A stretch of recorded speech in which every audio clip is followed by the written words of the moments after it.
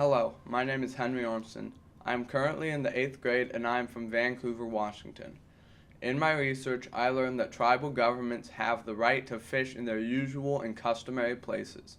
My question is about how these agreements are made and what limits, if any, are placed on the rights of the Native people.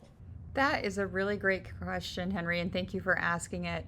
So, the way that it works is tribes can achieve recognition as a federally recognized tribe through the federal government. And they can do this in a number of ways, but it usually comes from an executive order, an act of Congress, or some other mechanism where they're dealing with the federal government. And in that determination, they can figure out where the usual and accustomed areas for fishing, for subsistence, for other types of gathering occur. And that's how those are designated. So this is a federal recognition. The state, of course, has a relationship with tribes as well. And we want to uphold those and upkeep those and honor the federal treaties that they do have.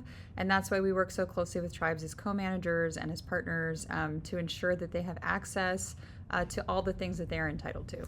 Well, Henry, that's another great question. I don't really have a full answer for that, but let me just talk about the little bit of experience I have living. I myself live on the Columbia River, and I know that tribes have the opportunity to basically, there's no commercial or no private fishing done on certain days of the week. So the tribes have the full opportunity to catch fish that are coming up the river, especially when the runs are high.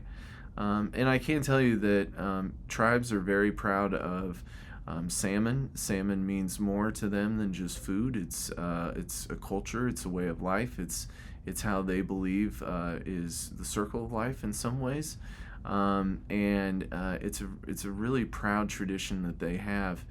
I would say this, that I have had the chance to go, and I haven't done it yet. I'm hoping to do it this year, but tribes will invite you to come out fishing with them, and it's kind of like their way of breaking bread with you and showing you their land, showing you where their fish, where generational fishing has happened. So it's really important that we keep that intact, because there's nothing more proud when someone is telling you that their great great great great grandfather fish there, and it's amazing. I have a number of tribal friends back home from the Yakama Nation, and to listen to their stories about fishing Salilo Falls, fishing right where Bridge of the Gods is, where I live in Stevenson. It's a really, I love listening to that history and listening to that tradition. So great question. Thank you.